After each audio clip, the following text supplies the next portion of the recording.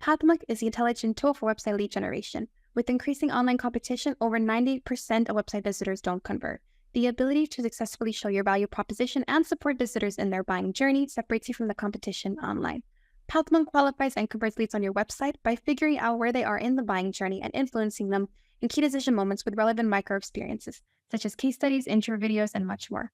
Stay relevant to your visitors and increase conversion by 50%. Add PathMonk to website in seconds. Let the artificial intelligence do all the work. Get access to 50% more qualified leads while you keep doing marketing and sales as usual. Check us out on PathMonk.com. On today's episode of PathMonk Presents, I've got a very special guest with me joining today. Please welcome Barrett Johnson, who is the Senior Director of Business Insights at Nexus Cognitive. So for all of you who don't know, Nexus Cognitive is one of the biggest technology firms within the US, and they have a lot of exciting things coming down their pipeline.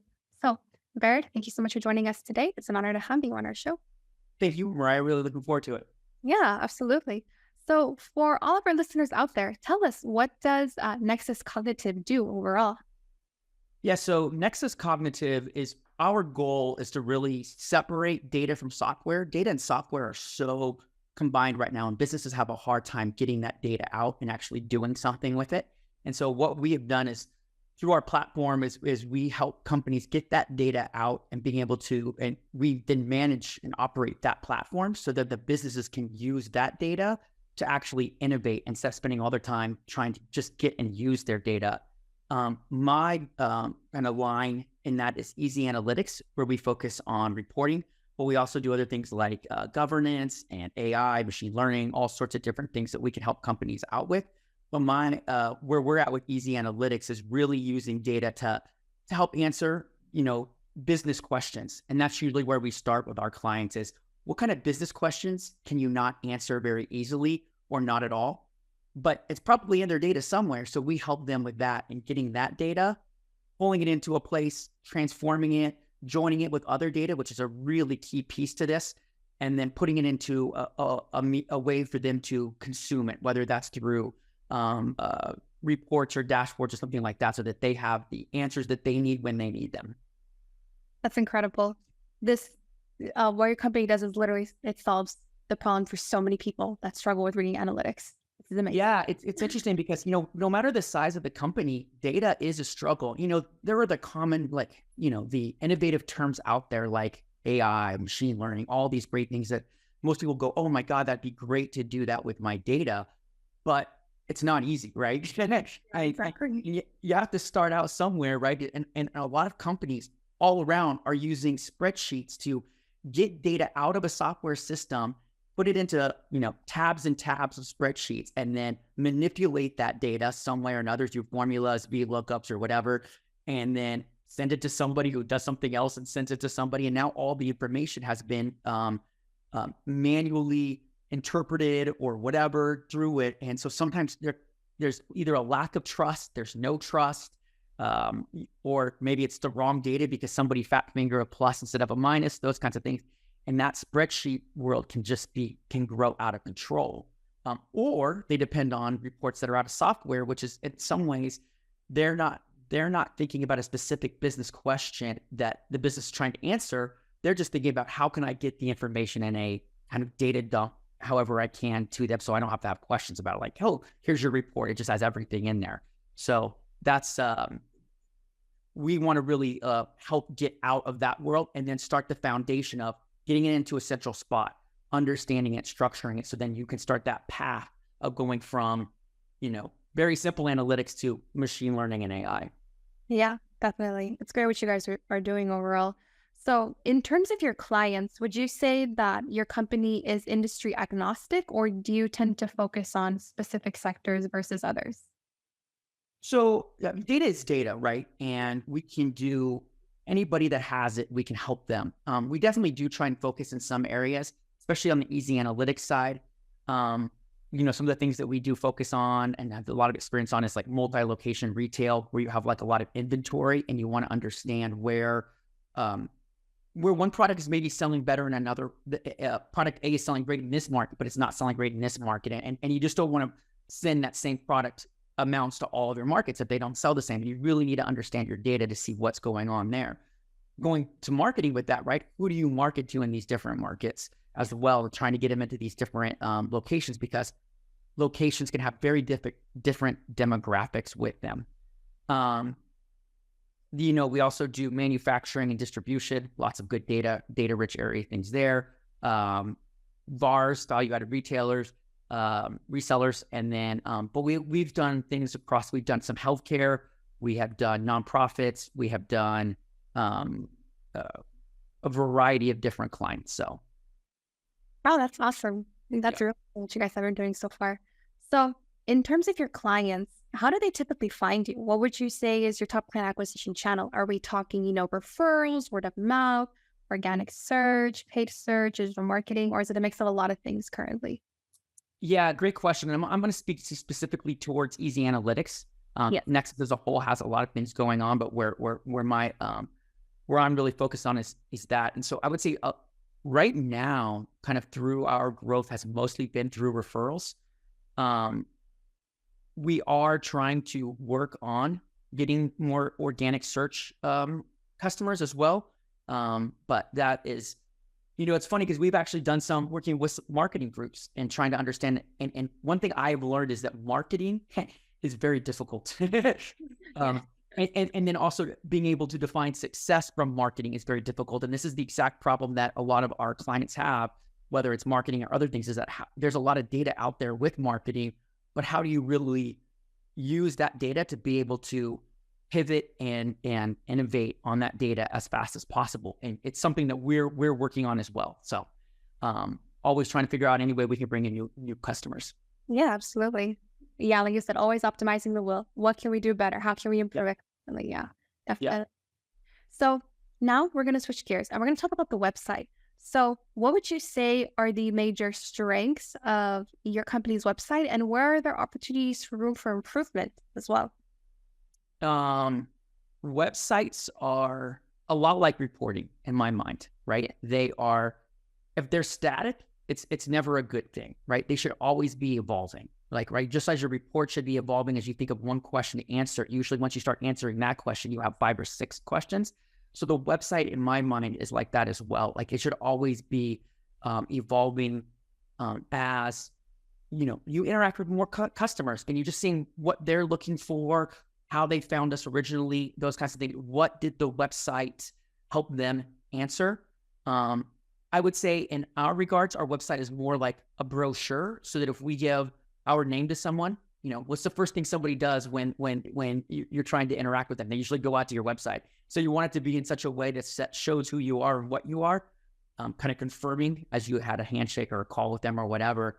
And so that's how I think of it. I mean, I'm sure some other people in the company have some other feelings on it, but I think that website should be evolving. And that's really where our website is right now. But it's definitely evolving.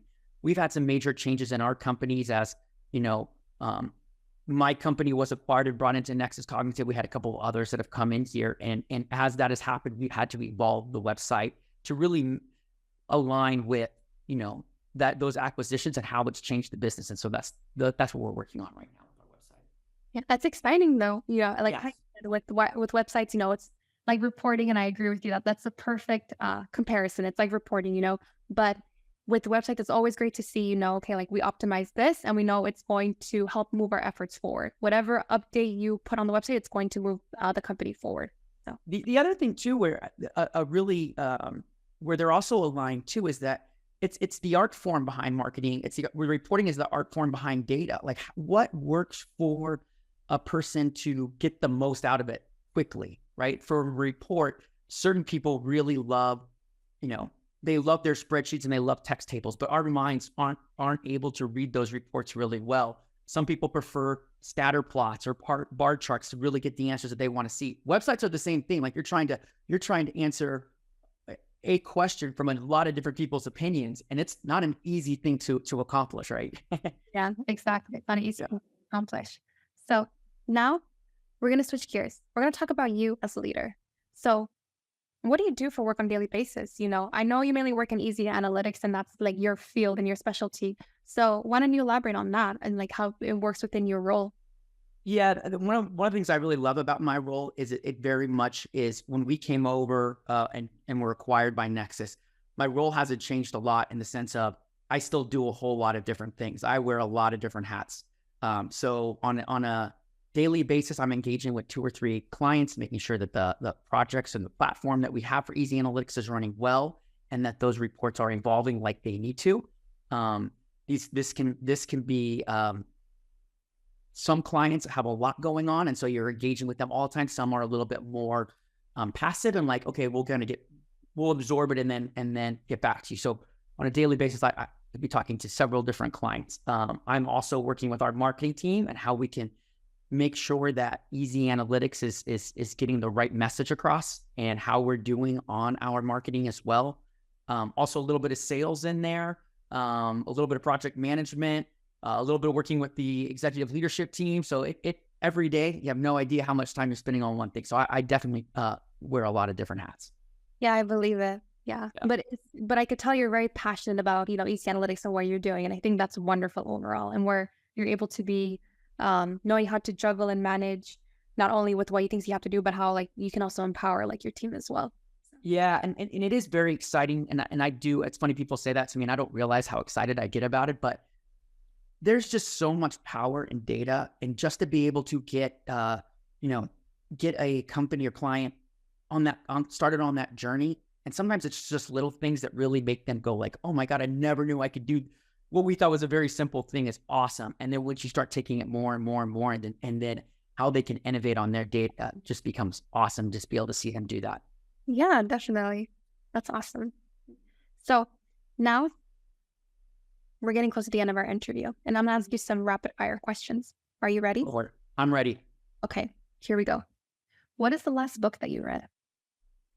So I'm actually reading a book right now. It's probably more on the personal side. It's called The Wager.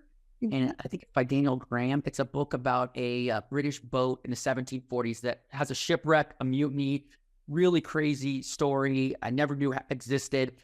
Really some good history in there. So I'm reading that. And then I'm also reading Talking with Strangers by Malcolm Gladwell. And for me, that's kind of like, I have 2 little kids, so I don't read as much as I want to, but when I get a chance to pick it up, I love Malcolm Gladwell. So I definitely enjoy reading that book. Awesome. I really love that. No, I'm the same way. I love reading. I have so many books, and I feel like I'm constantly adding on to it. Like I just finished a couple, and now I'm like, oh, let's see. I'm going to go get more books today. So, if there were no boundaries in technology, what would be the one thing you'd want to have fixed in your role today? Ooh, that's an interesting question. This is a funny one. Real time is a term that's used out there, right? And real time can be defined any different way. And I think really just kind of understanding like how we move data and doing things like that. I mean, there's usually steps through all that. And that's really what our platform does. But trying to get that data from the source to the audience, any way we can improve that, and that's stuff that we're working on, is that becomes gold. Be able to answer questions quicker off of the data, then that just gives more power to the user. Yeah, it does. And you summed it up perfectly. It gives more power to the user. On a side note, I'd probably also try and like figure out how to like not get spammed as much on some of these things as well. But from emails and phone calls, everything that everybody finds you, it can take time out of your day. Oh, yes. All right. So we're at the end of our interview today, and I want to thank you so much for joining us on the podcast. But I also want to give you the last word.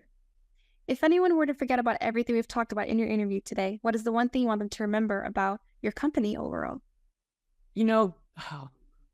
Great question. I think, data is a journey. And I think people sometimes think it's like a light switch, but it really is a journey. And you really have to have a plan of where you want to go. And even when you have that plan, you can still maybe veer off path. And it can be painful and really cause frustrations. But just knowing that you have that plan there to be able to get what you need out of the data, that's what we're here to help with. And, everybody in our organization love working with them. And that's what we really do, is want to help our clients through that journey. Definitely. No, and you guys do as well, especially with, what the software layers are creating. It's already a game changer within the market. what's Yep. great. So thank you so much for joining us again. It was our pleasure, Barrett. Thank you, Mariah. I really appreciate it. Yeah, absolutely. And for all our listeners out there, check us out next week on PathMonk Presents.